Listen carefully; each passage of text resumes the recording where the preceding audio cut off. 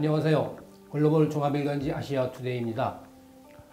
한 주간의 여론의 흐름을 짚어보는 시간입니다. 오늘도 RN서치 김미연 소장님 같이 했습니다. 안녕하세요, 소장님. 안녕하세요. 네, 지난주에도 여러 이슈가 생기면서 사람들의 관심을 많이 끌었죠. 네. 네, 지난주에 어떤 이슈에 대해서 조사를 하셨나요? 일단 문재인 대통령이 새해 들어서 본격적인 적극적인 경제 행보를 보이고 있거든요. 그런 거에 대해서 국민들이 어떻게 평가하는가 궁금해서 한번 물어봤습니다. 네. 보니까 긍정적인 평가가요, 부정적인 평가보다 상대적으로 높은 것으로 조사됐습니다. 역시 국민들이 지금 가장 문제가 민생 경제 아니겠습니까? 네, 그렇죠. 그런 관점에서 본다면 국민들이 대통령의 이런 적극적인 경제 행보에 대해서 박수를 보내고 있는 걸로 보여집니다. 네, 지난주에 문재인 대통령이 5대 그룹을 포함한 대기업과 중견기업 130여 명 기업인들과 함께 대화 시간을 가졌었죠. 네. 거기서 문재인 대통령은 기업인들에게 투자와 고용을 적극 좀 일으켜달라고 부탁을 했었습니다. 그런 것들이 좀 효과를 발휘했다고 보시는 건가요? 당연하죠. 그동안 야당에서 공격했던 게 대통령이 경제보다는 북한과의 관계에만 너무 치중하는 거 아니냐, 그런 비판이 여론이 있었는데요. 대통령이 이번 새해에는 뭔가 성과를 보이겠다, 경제적인 성과를 보이겠다고 이야기를 했고요. 그리고 대통령이 어쨌든 간에 북한과의 관계에서 성과물을 지금 내고 있잖아요. 네. 그러다 보니까 국민들도 대통령이 경제 부분에서도 북한과의 관계처럼 성과물이 나오듯이 이 경제에서 성과물이 나오기를 기대하는 걸로 조사됐습니다. 그럼에도 불구하고요, 지지층 간의 양극화가 심화되고 있다는 사실이 또 한 번 이번 조사에서 밝혀졌는데요. 네. 더민주 지지층에서는 80% 이상이 문재인 대통령의 경제 행보에 대해서 긍정적으로 평가하는 반면에 한국당 지지층에서는 80% 이상이 부정적으로 평가한 것으로 조사됐습니다.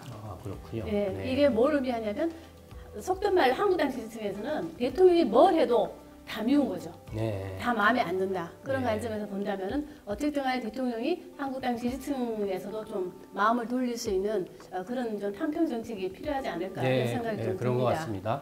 같습니다. 그런데 이번 조사를 보면 좀 특이한 점이 좀 있는데 지난번 문 대통령의 신년 기자회견에 대해서는 20대층이 절반 이상이 부정적인 평가를 내렸습니다.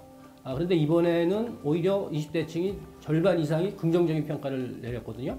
왜 이런 현상이 나타났죠? 일단은 신년 기자회견은 말의 잔치잖아요. 네. 그러니까 말로서 대통령이 설득을 하려고 했던 거고, 그렇게 보니까 성과물이 없다고 판단을 했기 때문에 20대 입장에서는 뭔가 체감할 수 있는 게 필요했었는데, 그런 관점에서 본다면 신년 기자회견은 말의 잔치에 끝났다고 본다면 일단 경제 행보 같은 경우는 뭔가 성과물을 낼 수 있는 그런 과정 속에서 대통령이 적극적인 행보를 하고 있기 때문에 그런 면에서 20대들도 좀 기대를 하는 게 아닌가. 그래서 과반이 넘게 대통령의 경제 행보에 대해서 찬성하는 걸로 나타났습니다. 네, 결과 20대층의 여론의 변동 상황을 보면 시사하는 바가 좀 있는 것 같습니다. 경제 문제에 대해서 좀 더 많은 관심과 적극적인 정책이 필요하다는 그런 의미로 해석이 됩니다. 네. 그리고 계속 여론조사를 하면서 정치권에서 가장 관심이 많은 차기 대권 주자에 대한 여론조사는 지속적으로 좀 추진하고 있죠. 네. 지난주에는 어떻게 나왔나요? 일단 범진보 진영과 범보수 진영에 대해서 질문을 했었는데요. 먼저 범진보 진영의 차기 대권 주자에 대해서 좀 이야기를 나눠보자면 이낙연 총리와 유시민 작가가 공동 1위를 기록했습니다. 그런데 유시민 작가는 전주 대비 지지율이 소폭 1%포인트 상승했다면 이낙연 총리는 지지율이 하락한 것으로 나타났습니다. 네. 그래서 1, 2와 2위 간의 지지율이 동률을 기록했고요. 반면에 이번 범진보 진영 차기 대권 주자 조사에서 좀 눈에 띄는 사항이 있었는데요. 이재명 지사의 지지율 상승입니다. 물론 지지율이 2주 전 1월 2주차 조사에 비교해보면 2%포인트밖에 상승하지는 않았지만 이재명 지사의 지지율이 8.7%를 기록했다는 것은 조만간 10%를 넘지 않을까. 만약 이재명 지사가 지지율이 10%를 넘는다면 상당히 저 개인적으로 볼 때는 이재명 지사의 지지율이 상승할 가능성이 매우 커 보입니다. 네.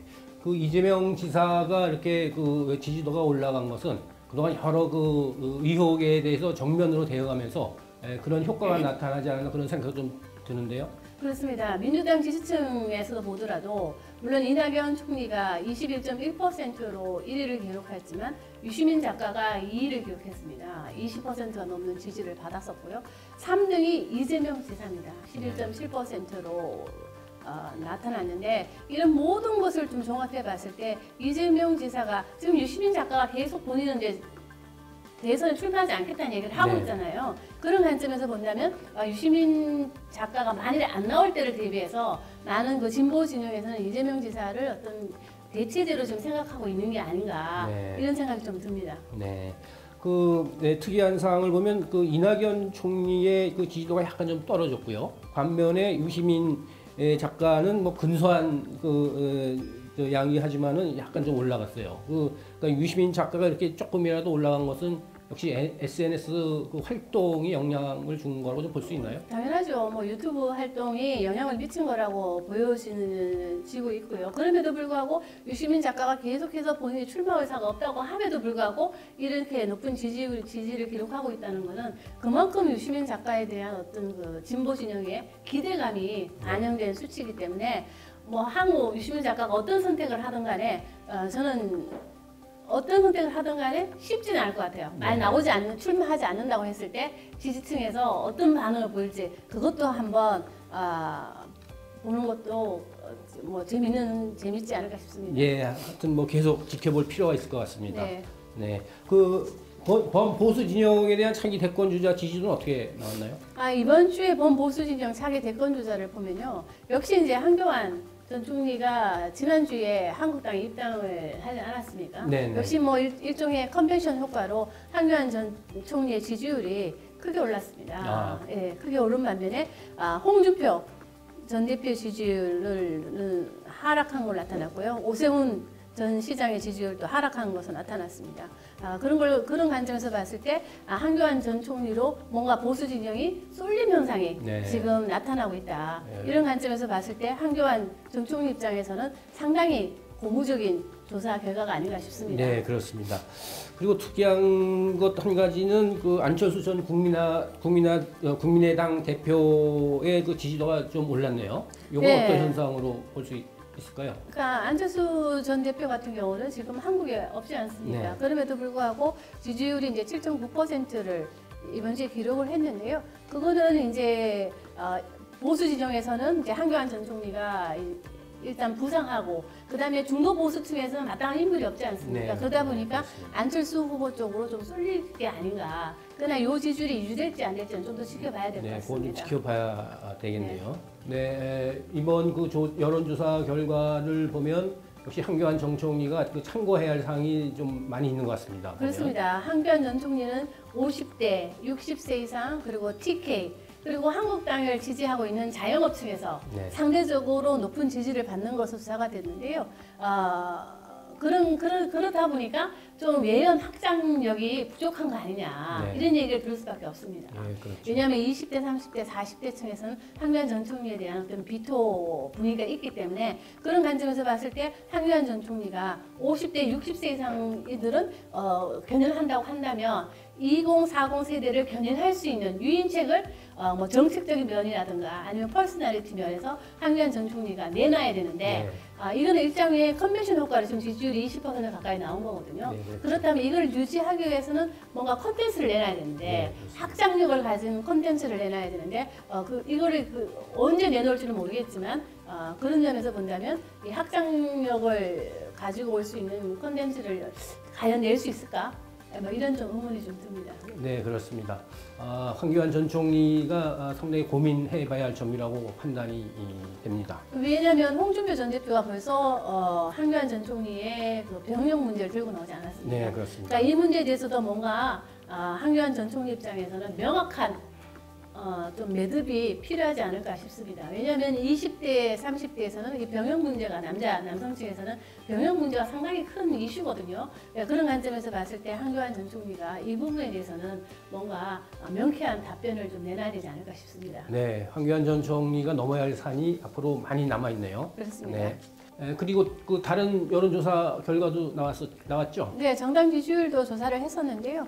더불어민주당 지지율이 의외로 좀 상승한 걸로 나타났습니다. 네. 소폭이지만 상승해서 39%, 그 다음은 자유한국당 지지율이 22.9%로 나타났는데요.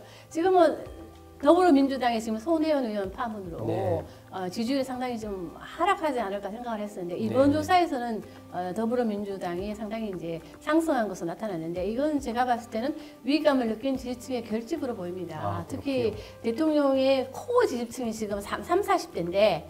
40대에서 더불어민주당을 지지한다는 의견이 가만히 넘는 것으로 조사됐거든요. 그런 관점에서 봤을 때 지지층이 상당히 결집을 했다 그렇게 보여지고요. 의외로 자유한국당 지지율은 약세 내지 보합세를 지금 보이고 있는데 저는 자유한국당 여러 가지 그 이슈에 대응력이 좀 부족한 게 아닌가 하는 생각이 좀 들거든요. 손혜원 의원 파문도 자유한국당에서 이거를 처음부터 대통령하고 연관시키고 그리고 친구라고 알려진 김정숙 여사를 연관시킨 것이 저는 처음부터 좀 잘못된 게 아닌가. 왜냐하면 그 김정숙 여사에 대한 지지율이 대통령보다 좀 높은 편이거든요. 그러니까 그런 관점에서 봤을 때 좀 무리하게 대통령 영부인을 끌어들인 것이 저는 오히려 자유한국당에게 좀 도구로 작용한 게 아닌가 하는 생각이 좀 듭니다.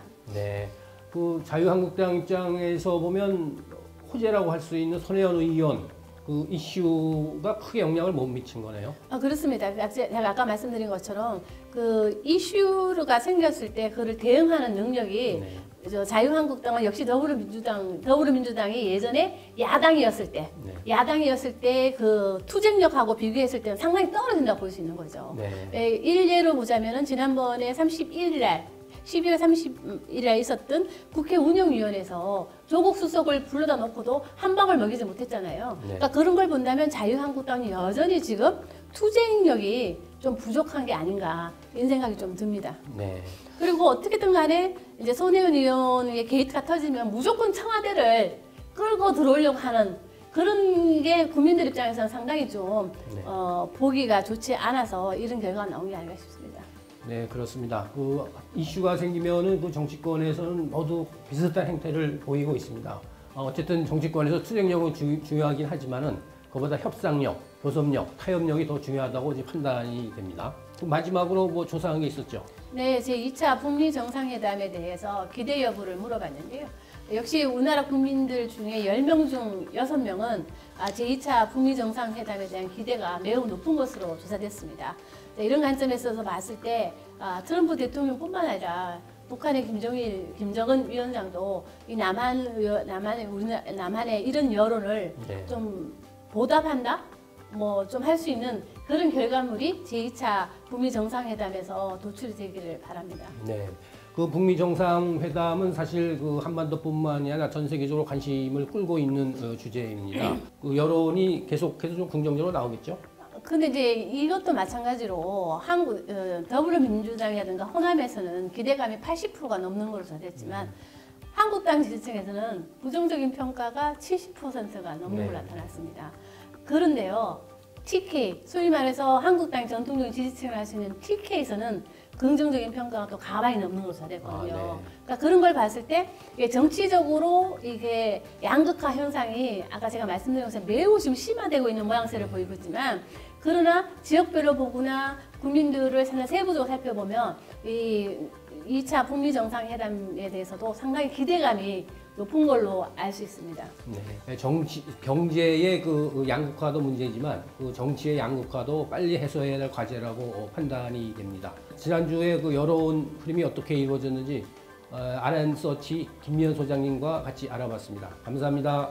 네, 감사합니다.